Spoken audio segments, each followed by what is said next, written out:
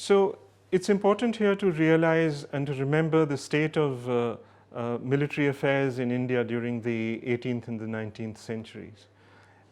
Traditionally, the Indian soldier was a soldier par excellence.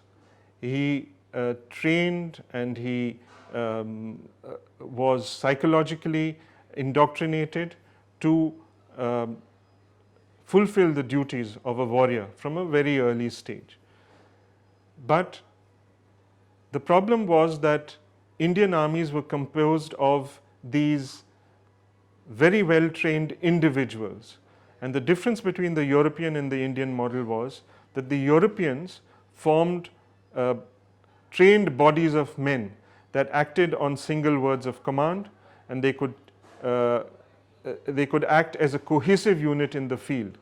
And it's been likened to you had, so the large Mughal armies which had horsemen, had infantry, had elephants, and you had very small European trained detachments, but those small detachments of cavalry riding stirrup to stirrup, maybe 200 men, formed one solid force of 200, which would plow through these 10,000 individuals as a knife cutting through butter. So this was something that the French realized very early, and I'll just come to that shortly, that one of the first things that this was the weakness in the Indian system, and this was the weakness which they sought to overcome. And as subsequently, as history showed us, that this is exactly how they went about it. And the examples are, you have Martin's troops in Pondicherry, the Sipais as they were called, subsequently Bussy under in the Deccan, Raymond in Hyderabad, De Boyne under the Scindias, and of course the Fauj-e-Khas in the Lahore Darbar of Ranjit Singh, which was organized largely by French officers. So first and foremost was the need for forming units, which were then, after you had formed them, to inculcate a sense of discipline in them, which was very, very important. And this discipline is something that is exemplified in for instance, in the Battle of Panipat. We had Ibrahim Khan Gardi, whose very name, Gardi, signified his role as commander of the bodyguard of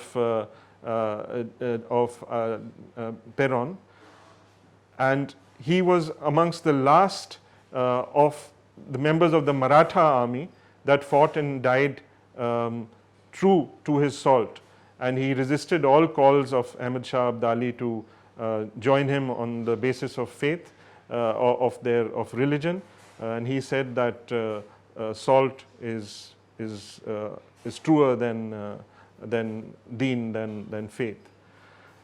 Subsequently, the Maratha trained brigades of De Boyne fighting against the English at the Battle of Laswari, and there is a very moving tribute that was paid to their gallantry and their fidelity by none other than their enemy at that time, that is a British historian, and I would like to quote from that.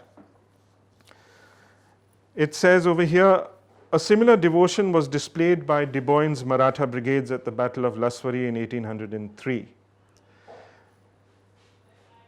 Although the tide of war went against them, the Marathas inflicted a heavy loss upon the British, who left 824 men killed and wounded upon the battlefield. But although defeated, the Marathas were not disgraced. They were veteran troops and knew how to die with a dignity seldom displayed by mercenaries. True to their traditions, De Boyne's brigade fought to the end. Their breasts met the opposing British bayonets. Their gunners yielded up their lives rather than desert the pieces they worshipped with a devotion that was fanatic if it was not actually religious. Staunch and true to the discipline they had been taught, a little remnant of the infantry retreated in good order until they were broken in column by the dragoons, who detoured and took them in rear. Then came the end. The Maratha cavalry escaped. but of their 9,000 infantry who stood in battle array that morning, only 2,000 survived to surrender as prisoners of war. In all the ghastly annals of war, there have been few more dreadful instances of carnage or more devoted sacrifice to the shrine of a soldier's duty than that exhibited by this Maratha legion on the field of Laswari. So that's a very moving tribute of how the discipline that had been incurred, that they had learnt through European military techniques, because this was something that was lacking earlier. Earlier, Indian soldiers were very brave, individually very well trained, but they lacked cohesion, and the moment the leader was killed, the Indian forces would disperse. But it was this, in a sense, the military system that the Indian Army is today so proud of, and of course which draws very heavily upon its British roots, but the foundations for that were laid even before the British by the French. Okay. So the next stage in the military, or rather the evolution of military warfare in India, comes with the introduction by the French of the all-arms brigades. And these were introduced in the army of the Lahore Darbar, and they were known as the Fauj-e Khas, or the Francisi Campu. And these included elements of cavalry, infantry, artillery, all integrated into a single formation, very much like what we have actually introduced into the army today. But it was done way back in the 1830s by the French in India. And these then functioned as composite entities and were very, very effective in battle. The Fauj-e Khas was built up, as I said, by French officers, mainly Allard and Ventura, one of the two most famous, and then there were a host of others who came and joined the army of Ranjit Singh after the Napoleonic Wars and after Napoleon had been defeated. So in the 1820s, 1830s, there were a large number of them. And one of the major, or rather one of the unique aspects of the Fauj-e Khas was that their tactics and their drill and their words of command and even their uniform were all patterned on the French model. So today, for instance, in the Indian Army, we use the word Paltan to describe an infantry battalion. This has its origins in the Fauj-e Khas because it came from the French word peloton or platoon, and so it evolved into Paltan. So, and then of course in those days they had Komedan and all the rest, and if you look at, if you go to some of the museums, you'll find the orders that created by Ranjit Singh. They had elements of the French Légion d'Honneur. They had, the petals of the order of Maharaja Ranjit Singh had red, white and green, and there was the Napoleonic eagle. So all of these were elements of French military culture which were integrated into the Indian system.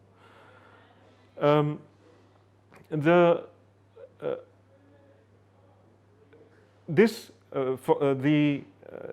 elite force then subsequently, of course, also formed the basis for the training and doctrine of the larger military of the Lahore Darbar, which was called the Fauj-e-Ain.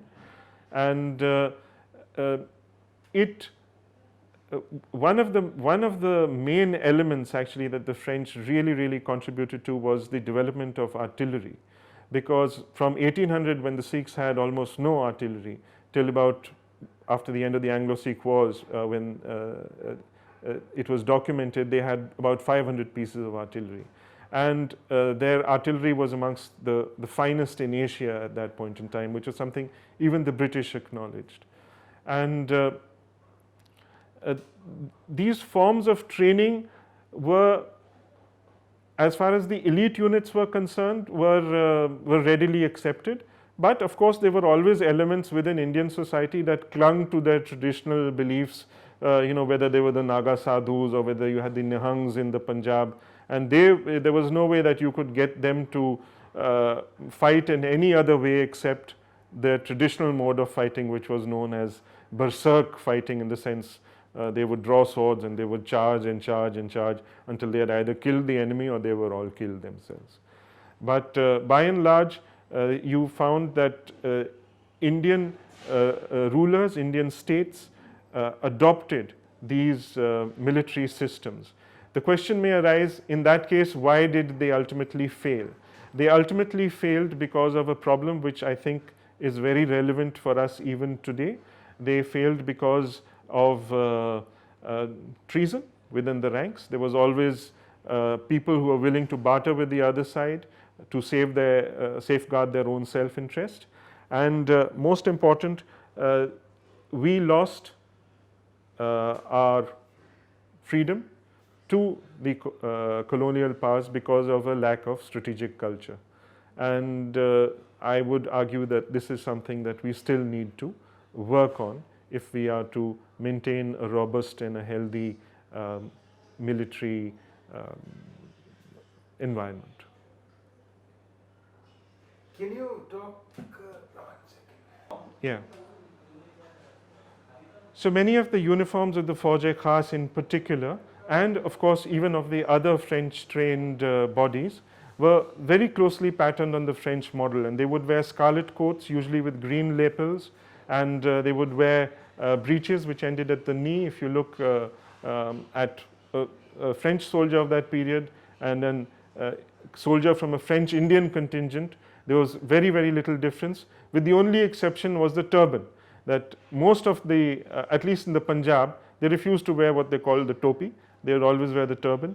But down south, you will still find the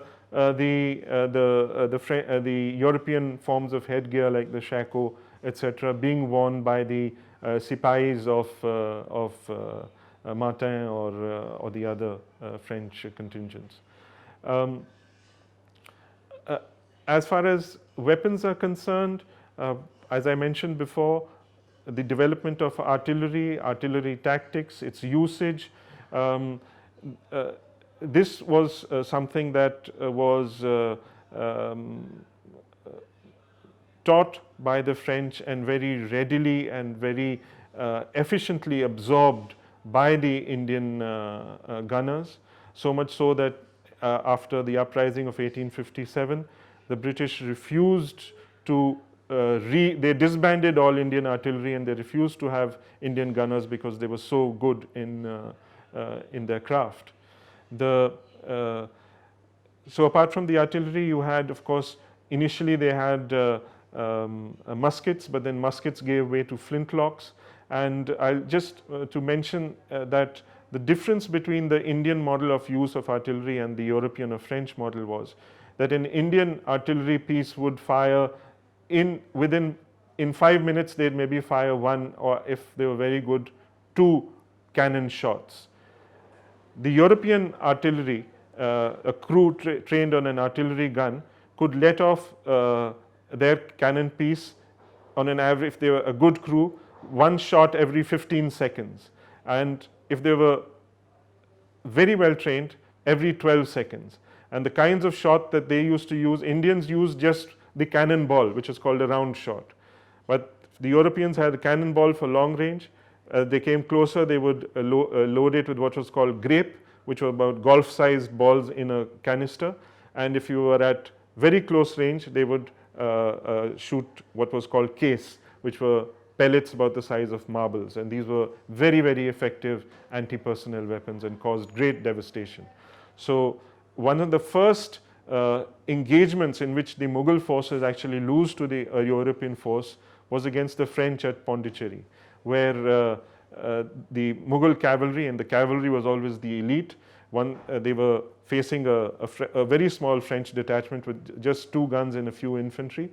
And as they charged, as the French guns fired their first round shot, they thought, okay, we have got now 5 minutes before we can ride through them and decimate them, little realizing that it was literally every 15 seconds they were now going to be hammering them, and they emptied about 70 saddles in the first 60 seconds, and they broke up that charge, and the cavalry retreated, and that caused great dismay and confusion amongst the Mughal ranks, and the forces of the Nawab of Carnatic essentially lost that battle.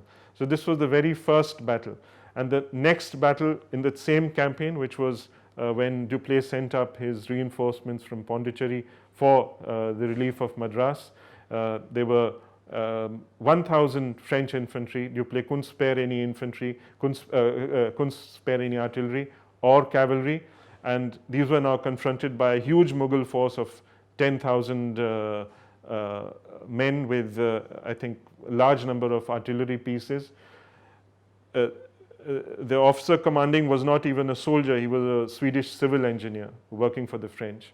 And when he suddenly came across this large force in front of him, the only thing he could do, and he had 250, out of the 1,000 men he had, 250 of them were European regulars, and 750 were French trained Sipais. They fixed bayonets and they charged. And before the Indians fired one volley, before they could reload, the French were amongst them, amongst the batteries. They killed the gunners, and then by alternately firing, reloading, charging, firing, reloading, they managed to disperse the cavalry, and the rest, as they say, is history.